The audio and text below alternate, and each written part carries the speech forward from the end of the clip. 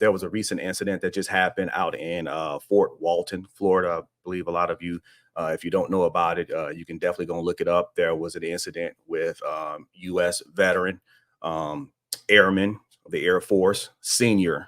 I just want to get his title right to the family, but Roger Fortson, a young man, 23 years old, who was recently gunned down in his home, holding his firearm when as of right now, the unnamed officer fired 6 shots into the young man.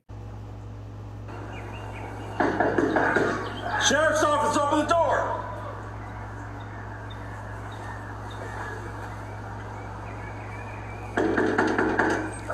Sheriff's office, open the door. Step out.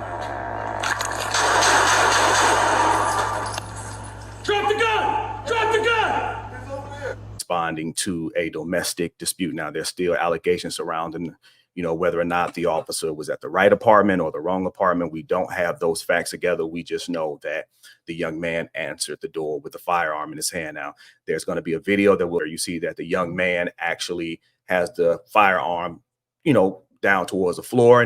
Drop the gun! Drop the gun! And if you also see, one hand is up. So you see one hand with the firearm going to the floor. The other hand is up, kind of giving the sign of, hey, I come in peace.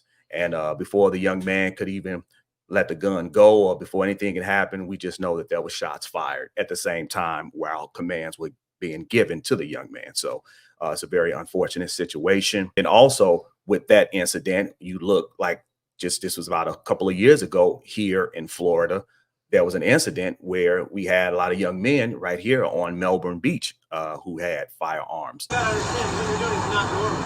understand that. You're in one of the most hot retirement communities here in Clark County. You got 3 guys walking around there.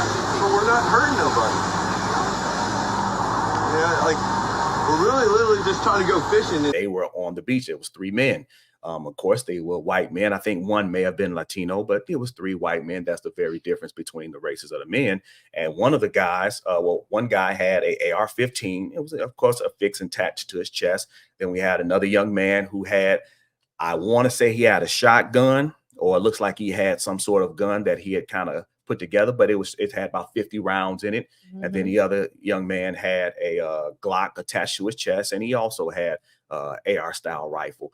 And during this whole ordeal, there's a video on YouTube, and anybody can go check it out. We also going to share it today, where you didn't see not one firearm that was pulled during this incident. So it's situations like that where we're going to discuss today, some of the double standards that, Black Americans, African Americans have to deal with in this country when it comes to their Second Amendment rights.